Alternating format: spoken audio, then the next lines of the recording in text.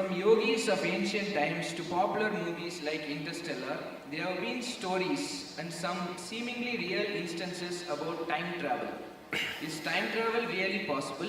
If yes, how can I make myself capable of time travel?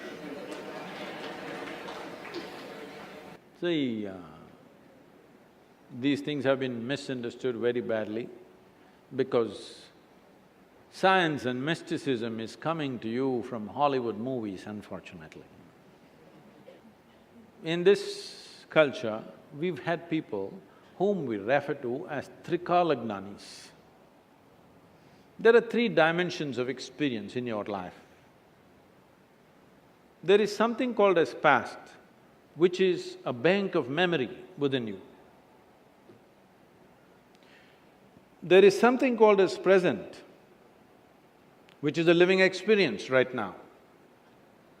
There is something called as future, which is the power of our imagination. So your life experience is happening between memory, present experience and imagination. The problem with most people is, these three things are not clearly distinguished in most human beings. This is why something that happened 10 years ago, you can still suffer, isn't it?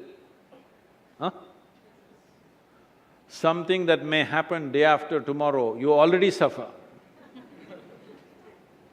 What happened 10 years ago or even 10 days ago, does it exist right now? Does it exist right now? No. What may happen day after tomorrow, does it exist right now? No.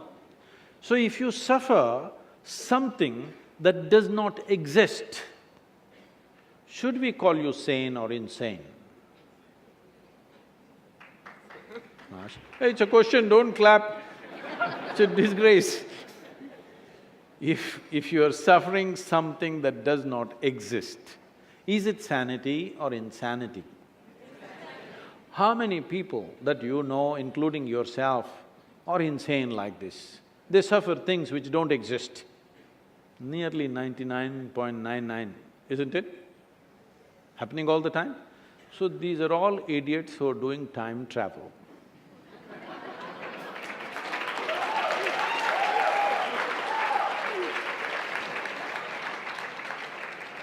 Time, in the yogic sciences, modern physics always grapples with these two dimensions, time and space, or space and time, that's how they refer to it. In yoga, we call this kala. The word kala, even in Tamil, means time. But kala also means emptiness. Kala means darkness. Darkness means nothing is there, no light, no nothing, that is empty space. Kala means time. So we are using the same word for time and space. We just have a distinction called Kala and Mahakala. There is time which is caused by revolutions of physical dimensions of life. When I say revolutions of physical dimensions, everything that's physical is in a circular moment. Whether it's an atom or it's a whole cosmos, everything is in circular moment. The planets, the universes, everything. Everything that's physical essentially is in circular moment. So this is kala, the time that you know because of rotation of physical objects. If the planet spins once, we call it a day. If the moon goes around, we call it a month. If the planet goes around the sun, we call it a year. This is the only way you know time. So time that you know is only by cycles. There is a time which is beyond physical nature, which is not because of circular motion of physical objects. This we call as Mahakala. Mahakala includes the space also. Generally in modern physics, the general understanding is, because there is space, because there is distance, there is time.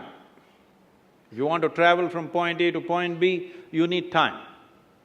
But in the yogic sciences, from our experience, we see it like this: because there is time, there is a possibility of space. It's very beautifully put by Adiyogi over 15,000 years ago. When these seven sages, his first disciples, asked him, what is the nature of this cosmos? Where does it begin? Where does it end? How big is it? He laughed and he said, your cosmos, I can pack it into your mustard seed. Very efficient packing, isn't it? He said, this entire cosmos, I can pack it into your mustard seed because it is only a consequence of time. The space and the distance is only a consequence of time. So we call people Trikalagnanis, and we also call people as Akalagnanis. That means timeless people, people who are timeless. Timeless means what? You're sitting here right now. If I make you sit here for another 6 hours, no, it doesn't take that much for you. If I make you sit here for another 2 hours, Sadhguru, at least water. Okay, drink water.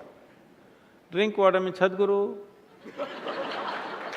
That calls, okay, go and come. Another 2 hours, Sadhguru. Okay, we give you that. After that, you don't ask permission. Your body is cycles of time, isn't it? You don't have to look at the watch. If you observe your bladder, you know how much time? Yes or no? It's keeping time. So, your sense of time right now is only because of your physical identity. If you can sit here without any sense of body, then you don't know time. You've heard of people who sat for hours on end, days on end. This happened to me at a certain point when I was little older than you, I was 25. I just sat in one place and suddenly I did not realize time. I thought it's 10-20 minutes, about 4.5 hours had passed. And I was like blowing with ecstasy. Then they started happening more often. If I just sat in one place and I think it's 2 minutes, hours, 7-8 hours have just passed away. One day I sat down and I thought it's maybe 25-30 minutes. I was sitting in a rural space around Mysore, and when I opened my eyes, the big crowd, India being what it is, the garlands around me, people are trying to molest my feet. Then I say, where the hell did you come from? Then they say, you've been sitting here for 13 days. I thought it's only 25-30 minutes. Only when I tried to open my legs, I found my knees were locked up. It took a lot of effort to straighten them. But in my experience, I thought it's only 25-30 minutes. But when I say this may be a little difficult to grasp. But have you noticed, on a particular day you were very joyful. 24 hours, poof, went off like 10 minutes. Is that so? Another day you're a little depressed. 24 hours feels like a lifetime. Yes or no? Time is a very relative experience. People say, how long a minute is depends on which side of the bathroom door you are. You go there and knock and they say, hey, just 1 minute, wait. 1 minute